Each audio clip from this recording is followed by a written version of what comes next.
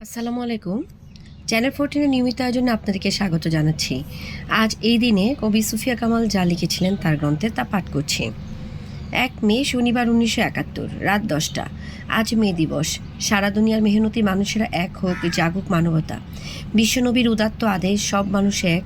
এই সত্য মুসলিম রাষ্ট্র পাকিস্তান যে দম্ভে পদদলিত করছে, তার সে দম্ভ যেন জনজাগরণের পদতলে পিষ্ট হয়। আজ পাকিস্তানকে গোরস্থানও বলা যায় না, যায় শ্মশান, মহাশ্মশান। মুসলমান যারা না খেয়েও রোজা রাখে, নামাজ পড়ে ছিন্ন যায় নামাজ পেতে, তাদেরকে হত্যা করে পুড়িয়ে মেরেছে। আল্লাহ, তুমি কি করে এসব সহ্য করছো?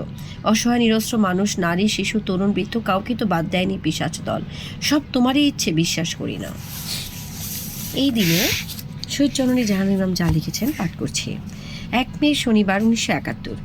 চোখ বাঁধা, হাত বাঁধা লোকজনকে ট্রাকে উঠে নিয়ে যাওয়া, নদীতে চোখ হাত বাঁধা বুলেট বিদ্ধ লাশ ভেসে যাওয়া, এসব খবরের পাশাপাশি আরেকটা রক্তহীন করা খবরও মাঝে মাঝে শুনছিলাম দু একজনের কাছে অবিশ্বাসযোগ্যভাবে। অল্প স্বল্প শুনতে শুনতে এখন সে খবরটাই সবার মুখে মুখে দ্রুত ছড়াতে ছড়াতে সারা শহরময় কালবৈশাখী ঝড়ের মতো হয়ে উঠেছে। পাকিস্তান আর্মি যুবা বয়স্ক লোকদের ধরে নিয়ে এখন আর গুলি করে মেরছে না, তাদের শরীর থেকে শেষ বিন্দু পর্যন্ত রক্ত বের করে দিয়ে তারপর লাশ ফেলে দিচ্ছে। এত রক্ত কেন দরকার হচ্ছে? দেশের বিভিন্ন জায়গায় তাদের যে যুদ্ধ হচ্ছে মুক্তিবাহিনীর সঙ্গে, তাতে প্রচুর সংখ্যায় পাকিস্তানি সৈন্য জখম হচ্ছে, তাদের চিকিৎসার জন্য প্রচুর রক্ত দরকার। এত রক্ত ব্লাড ব্যাংকে নেই, তাই এভাবেও তারা রক্ত সংগ্রহ করছে। প্রথম খবরটা কিভাবে বেরিয়েছিল? গুলি করে, ছুরি মেরে লাশ ফেললে বোঝা যায়, রক্ত বের করে নিয়ে লাশ ফেললে কিভাবে লোকে বুঝবে? শরীরে কোথাও কোনো আঘাতের চিহ্ন নেই, অথচ মৃত। প্রথমে লোকে বুঝে পায়নি কি করে মরল। দুই একজন ফেলে দেওয়া লোক মরেনি, তারা কোনো মতে বেঁচে উঠে যখন এই খবর ছড়ালো, তখন লোকে বুঝতে পারলো কোনো রকম আঘাতের চিহ্ন ছাড়াই মরে যাবার রহস্যটা কী। সারা ঢাকা শহরে এখন ভয়ানক আতঙ্ক, অথচ কোনো হাসপাতালের কোনো ডাক্তার বলতে পারছে না কোথায় এসব কাণ্ড হচ্ছে। কারণ রক্ত বের করে নিতে হলে একটা টেবিল, একজন ডাক্তার, কম্পাউন্ডার, রক্ত বের করে সিরিঞ্জ, রবারের নল, রক্ত ভরবার বোতল বা প্লাস্টিক ব্যাগ, এসব দরকার। কোনো হাসপাতালে এসব যত গোপনই করা হোক, ব্যাপারটা জানাজানি হবেই। কোনো হাসপাতালে এসব হচ্ছে না, পরিচিত বহু ডাক্তার বলেছেন। তাহলে পাকিস্তানিরা নিশ্চয়ই গোপন ক্লিনিক বসিয়ে ফেলেছে এসব কাজের জন্য। আমাদের জানাশোনা অনেক ডাক্তার ব্যাপারটা স্রেফ গুজব বলে উড়িয়ে দিলেন। আমরাও তো তাই চাই, কিন্তু আতঙ্ক যে ছাড়ে না। রঞ্জু একটা রক্তহীন করা খবর আনলো। মহাখালী থেকে যে রাস্তাটা টঙ্গী জয়দেবপুরের দিকে চলে গেছে, সেই রাস্তার বাঁ দিকে বেশ কতকগুলো দোকানপাট আছে। মাঝে মাঝে সরু গলি চলে গেছে বাঁ দিকের ভেতরে, সেদিকে বাড়িঘর পাড়া আছে, অন্যদিক তো গুলশান। এরকম জায়গায় একটা ওষুধের দোকানে রঞ্জুর এক বন্ধু এলো।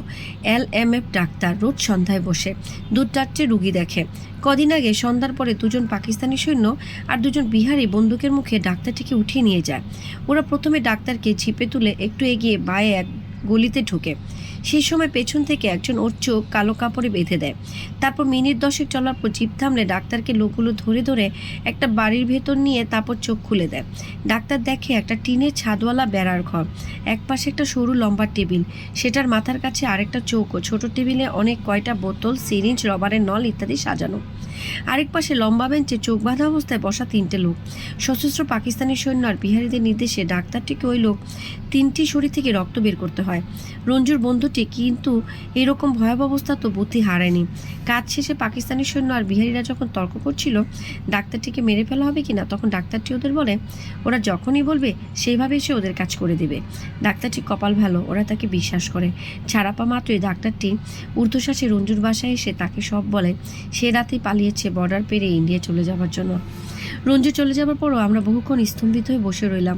অনেকক্ষণ পরে আমি বললাম, আমার ঠিক বিশ্বাস হতে চায় না, রঞ্জুর বন্ধু যে বানিয়ে বলেনি তার প্রমাণ কি? রুমি রেগে উঠল, আমার সবটাতেই তোমার অবিশ্বাস, সব কিছুতেই তোমার প্রমাণ চাই। শরীফ ধীর গলায় বলল, বিশ্বাস হতে চায় না এই জন্য যে এত সুপরিকল্পিত নিষ্ঠুরতা কেন মানুষের পক্ষে সম্ভব বলে ধরে নিতে কষ্ট হয়। কেন দ্বিতীয় মহাযুদ্ধের সময় হিটলারের গেস্টাপো বাহিনী কী করেছে কনসেন্ট্রেশন ক্যাম্পে বন্দীদের উপর পড়নি? বাড়িতে কমপক্ষে 10টা বই রয়েছে এই বিষয়ে। রুমির মেজাজটা আজকে খুব ভালো যাচ্ছে না, এখনও যুদ্ধে যেতে পারেনি, সঠিক যোগাযোগের লোক পাচ্ছে না, প্রায় গজগজ করে। প্রথম চোটে আমার যেসব বন্ধুরা গেছে তাদের সঙ্গে গেলে কত সহজে বর্ডার ক্রস করতে পারতাম, তখন নিরাপদ ছিল, বর্ডার ঘেঁষে বহু জায়গা মুক্ত ছিল। এখন তো পাকিস্তানি সৈন্য বেশিরভাগ জায়গায় আবার দখল করে নিয়েছে, এখন যাতায়াতের রাস্তায় বিপদ অনেক বেড়ে গেছে। আমি চুপ করে থাকি, এখন যেন মনে হয় অনেক আগে যেতে দিলেই হতো। এই যে জলজন্ত মানুষ ধরে নিয়ে ঠান্ডা মাথায় সাবধানে সিরিঞ্জ ঢুকিয়ে ধীরে ধীরে সবটুকু রক্ত বের করে নিয়ে মেরে ফেলছে, এরকম আতঙ্কময় রটনার মাঝে রুমির মতো তাগড়া ছেলে নিয়ে বসবাস করতে দম আটকে আসে। রাতে দুঃস্বপ্ন দেখে বিছানায় উঠে বসে থাকি। হায়নাদের আরেকটি হত্যাযজ্ঞের খবর আজকে শুনলাম, মন ভীষণ ভারাক্রান্ত হয়ে গিয়েছে। ভালো থাকুন আপনারা সবাই, মুক্তিযুদ্ধকে জানুন, পরবর্তী প্রজন্মকে জানান। দেখা হবে আগামীকাল ঠিক একই সময়ে। আল্লাহ হাফিজ।